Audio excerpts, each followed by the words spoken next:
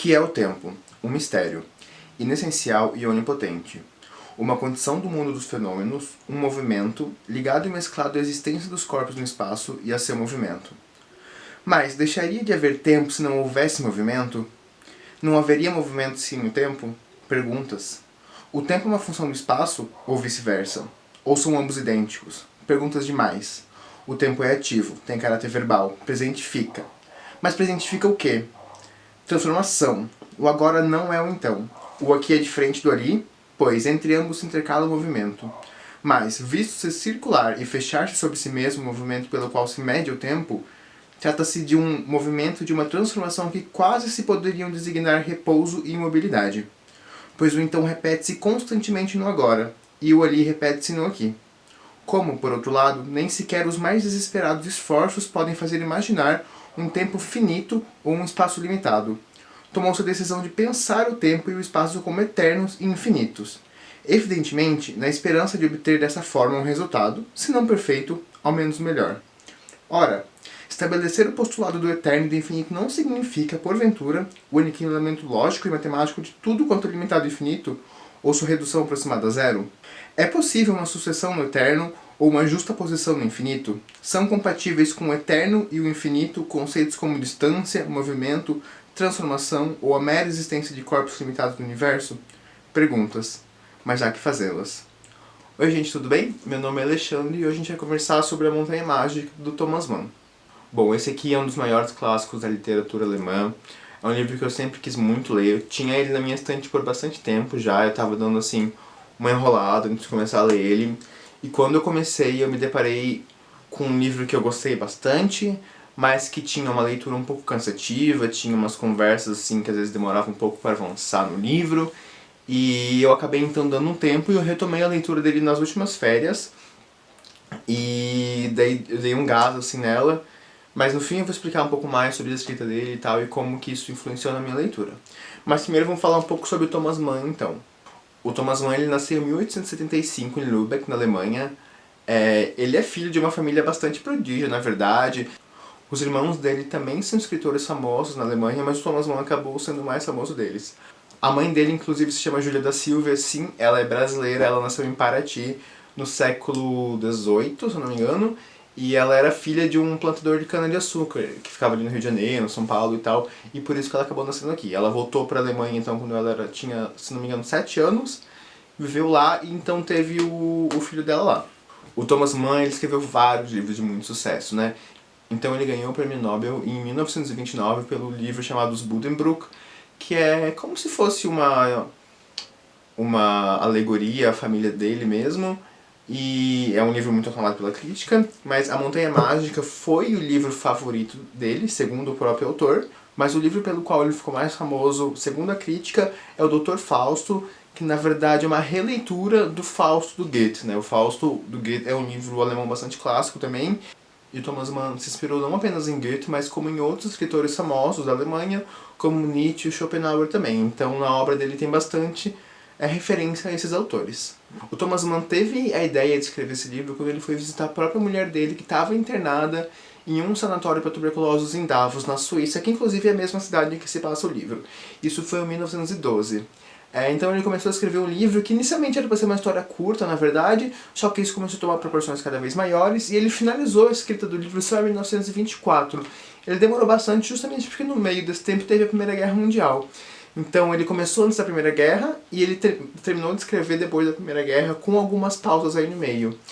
Isso é bastante importante para o livro, porque quando o Thomas Mann estava escrevendo o livro, então lá no final, perto de 1924, a Primeira Guerra já tinha acontecido.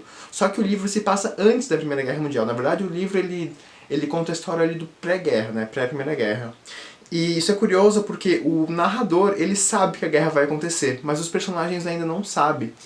Então existe sempre esse ar aí que o narrador fica dando pistas pra gente que essa guerra vai acontecer. E os personagens discutem bastante sobre isso, sobre filosofia, sobre guerra, sobre todas as coisas. É um tema bastante recorrente no livro, então ele é bem especial nesse sentido.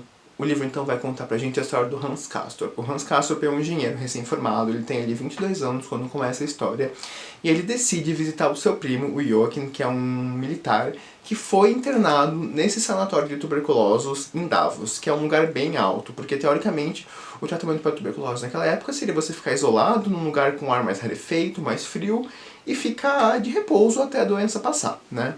E a ideia inicial dele era ficar apenas 3 semanas, porque era o tempo que ele tinha livre, depois disso ele voltaria a trabalhar e tal.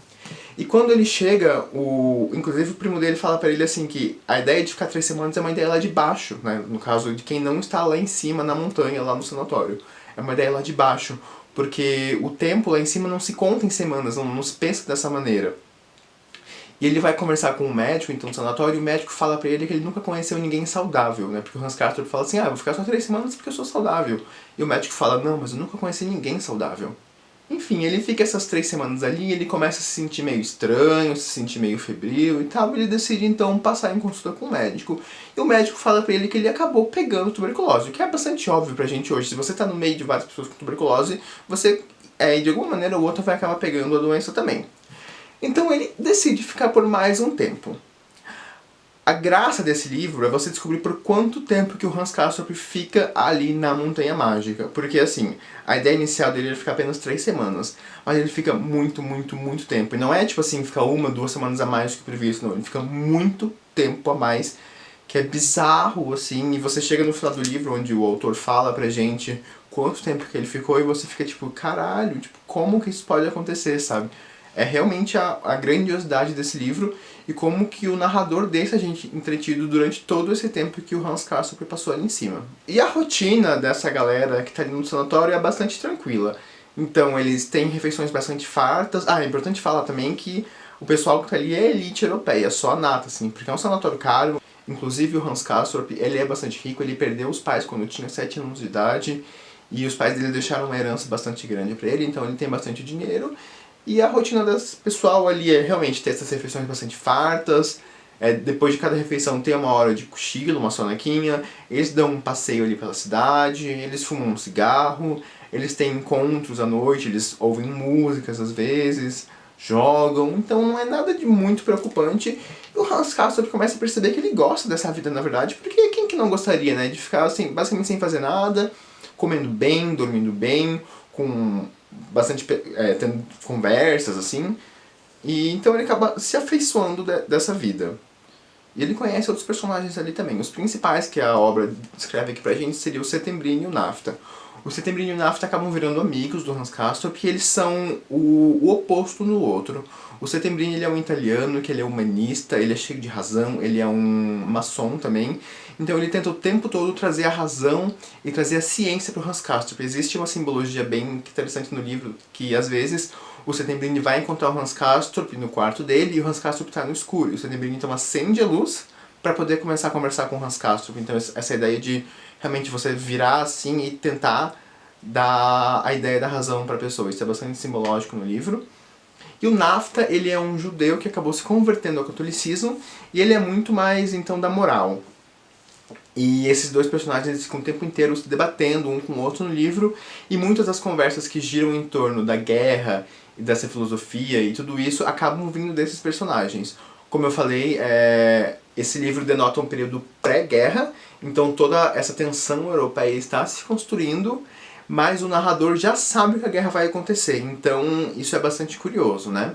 Existe também a Madame Chauchat, ela é uma russa pela qual o Hans Castorp se apaixona, então eles têm ali uma certa história de amor. Existe o Joachim, que é o primo do Hans Castorp, que pra mim, na verdade, é o personagem mais legal da obra. Eu adorei o Joachim. Ele é um personagem que ele vai e volta ele tá no sanatório, mas ele volta pra planície, depois ele volta pro sanatório de novo, porque ele acha que ele se curou, mas enfim, na verdade ele volta a ficar doente. Isso acontece com vários personagens durante a obra, né? Eles vão embora do sanatório e acabam voltando justamente porque a doença não tinha cura, né? Então eles só achavam que estavam melhores, mas na verdade eles não estavam curados da doença, então eles acabavam voltando. Uma coisa com a qual o Hans Castorp se acostuma ali em cima também é a morte, porque esses personagens estão fadados à morte, né? Não tem tratamento para essa doença na época que esse livro se passa. Então ele percebe que todas as pessoas ao redor dele vão morrendo. Você chega no final do livro e basicamente sobrou só o Hans Castorp vivo, porque todo mundo realmente morreu. E a morte é muito pragmática, assim, sabe? Então não tem nenhum tipo de velório, nem nada disso. as pessoas morrem, são mandadas embora do sanatório, elas vão ser enterradas, e a vida continua. Ninguém para pra ter um luto sobre isso, sabe? Uma coisa que o Hans Castorp acaba se questionando também. Uma das coisas que eu acho mais legais nesse livro também é como o autor descreve a tuberculose pra gente. Então, esse estado febril diário, então os pacientes têm que todo dia ele ficar com o termômetro na boca pra medir a febre. A gente sabe que quando a gente tá com febre, a gente nunca fica 100% são, né? Então esses personagens estão sempre meio delirando, vivendo aí numa situação meio estranha.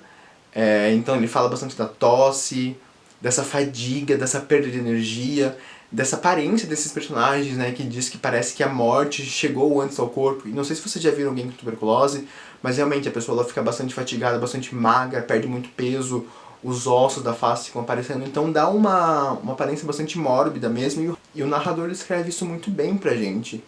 E todo o tipo de tratamento, de terapias que eles faziam lá, então por exemplo o pneumotórax, que é uma técnica que eles faziam um buraco no peito da pessoa pra ajudar, enfim, as pressões pulmonares se equilibrarem, e daí essas pessoas assobiam pelo pneumotórax, e o Hans Castorp fica muito curioso quando ele vê que as pessoas fazem isso. Então é bastante legal acompanhar toda essa narração de como as pessoas lidam com a doença no seu dia a dia.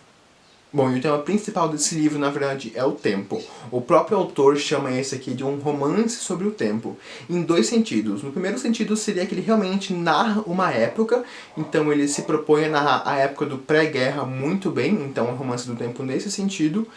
E no outro sentido que eles descrevem muito sobre o que é o tempo, o que o tempo é, o que o tempo não é, como que se mede o tempo. Então várias das conversas filosóficas são realmente sobre o tempo, e o autor aqui, a cada início de capítulo quase, ele retoma essa discussão sobre o tempo e como que a gente vê o tempo. E tem várias passagens que os personagens ficam falando pro outro, assim, sobre como realmente se mede o tempo. Porque o tempo na montanha, ele é contado diferente do tempo lá de baixo, que eles falam. Tanto que o primo dele fala pra ele, quando ele chega, que 3 semanas é uma ideia lá de baixo, porque lá em cima eles não contam o tempo em semanas, eles contam os tempos em meses, em talvez anos até, porque quando você está se curando dessa doença, você não pode ficar pensando no tempo. O tempo aqui no livro, a narração do tempo é bastante assimétrica, então, por exemplo, o primeiro dia do Hans Castorp aqui leva 200 páginas para ser narrado. Enquanto que o resto das 3 semanas que ele está ali é narrado em apenas 10 páginas. Então realmente a narrativa é bastante assimétrica, e por isso que você vai passando o livro e você não percebe o quanto tempo que o Hans Castorp ficou ali. A não ser que você preste muita atenção, mas é realmente muito bizarro você chegar no fim e descobrir que ele ficou tanto tempo, porque você não vê esse tempo passando, porque os personagens não estão vendo esse tempo passando, porque o tempo lá em cima ele é contado de uma outra maneira. Porque o tempo dessa montanha ele é mágico, essa montanha ela é mágica, né? Então o tempo é contado de uma outra maneira. Eles falam muito também que o tempo é uma suposição, né? Porque a gente não tem um órgão que consiga identificar o tempo. Como, por exemplo, a gente tem um nariz que consegue identificar os cheiros, mas a gente não tem um órgão que identifique o tempo. E assim, a gente criou um relógio, né? Mas o relógio é só uma suposição, é só um modelo para explicar o tempo. Mas será que o tempo é exatamente o que está no relógio? O tempo é muito abstrato, né? O tempo é totalmente uma abstração da nossa mente, e o autor ele brinca o tempo todo sobre isso com a gente. E ao mesmo tempo que eu falei assim que as 200 primeiras páginas narram um dia da vida dele, às vezes tem páginas mais lá no final do livro que você vê as estações passando dentro de um mesmo parágrafo. Então o narrador e o autor brincam muito com essa nossa ideia de passagem do tempo, que é realmente a principal coisa quando você lê esse livro, é o que mais chama atenção realmente, é como é a passagem do tempo lá em cima dessa montanha, e como que isso difere da nossa contagem de tempo aqui embaixo, né? Como que a gente conta o tempo e como que isso vai passando pra gente. E o Hans Castorp fala pra gente uma hora que ele não quer mais sair da montanha, que ele não se vê mais indo embora de lá, porque ele gasta menos dinheiro lá em cima do que ele se estivesse aqui embaixo trabalhando, então ele não quer mais sair de lá, mas chega um momento lá no final do livro que a guerra finalmente eclode, e a guerra acaba dando um sentido pra vida do Hans Castorp e das outras pessoas que estão ali também. Esse é um livro que eu só percebi o quanto eu tinha amado quando eu terminei ele. Tem uma coisa bastante especial no final desse livro, que o narrador ele termina de contar a história do Hans Castorp, e depois ele se dirige exatamente a nós, aos leitores. Isso é uma coisa que o narrador ele faz durante o livro inteiro, ele fala bastante com a gente. E só que o que ele faz no final é muito emocionante, assim, porque ele termina a história e ele fica mais um pouquinho conversando diretamente com os leitores. Então ele fala diretamente com a gente. Inclusive eu vou ler pra vocês o que ele falou, porque é simplesmente lindo. Passe bem, Hans Castorp, enfermiço e cândido filho da vida. Sua história terminou. Nós a contamos até o fim. Ela não foi nem breve nem longa. Foi uma história hermética. Nós a contamos em virtude dela e não em razão de você, pois você era simplório. Mas essa história era sua, enfim. E como ela coube a você, você talvez devesse ter algo de bom nessa cachola, e não dissimulamos a simpatia pedagógica que, ao narrá-la, começamos a nutrir por você, e que bem seria capaz de nos levar a tocar delicadamente o canto de um dos olhos com a ponta do dedo, a pensar que no futuro jamais tornaremos a vê-lo nem ouvi-lo. Gente, se isso não é uma das coisas mais lindas que vocês vão ver na vida de vocês, eu não sei o que é. Quando ele fala, tipo, que a gente pode, inclusive, tocar o canto do olho, porque vai escorrer uma lágrima quando a gente termina de ler essa história, que não era uma história nada demais, porque ele fala que o Hans Castorp era simplório, mas ele quis contar a história porque a história era do Hans Castorp. E se a gente não falasse sobre o Hans Castorp, essa história não existiria. Apesar de o Hans Castorp não ser nada demais, ele fala isso pra gente no livro, o Hans Castorp é simplório, ele é cândido, ele não tem nada demais. Mas isso é muito bonito, inclusive quando ele fala de tocar o canto do olho, eu mesmo derramei uma lágrima, porque isso é muito lindo. Tipo, é uma sensibilidade gigantesca do narrador e do autor fazer isso com a gente, sabe? Enfim, quando eu terminei de ler isso, essa é a última página do livro, tem mais um parágrafo ainda, mas enfim.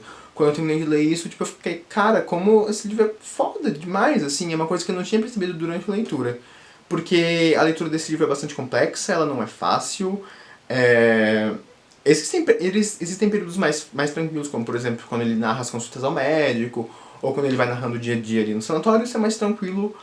Mas nos períodos que ele tem as conversas mais longas e filosóficas com o Nafta e com o Settembrini, isso fica bastante puxado, você tem que às vezes voltar uns parágrafos para entender do que eles estão falando, então isso pode ser um pouco cansativo. Então não é a leitura mais fácil do mundo, eu demorei muito mais do que eu achei que eu fosse demorar para ler, mas assim, vale muito a pena, com certeza. É um livro que eu recomendo. Sério. Que se você gosta de literatura, você tem que ler esse livro na vida. Eu falo isso sobre todos os livros que eu leio aqui, na verdade, né? Mas é que são livros muito bons mesmo. A literatura alemã não decepciona nunca, sério. Cada vez que eu leio um outro livro da literatura alemã, eu fico embasbacado com quão bom isso pode ser. Tipo, sério. Bom, espero que tenha deixado vocês com vontade de ler esse livro. Espero que vocês tenham gostado do vídeo. Se gostaram, se inscrevam no canal, ajudem a compartilhar, comentem aqui embaixo comigo. E até a próxima. Tchau!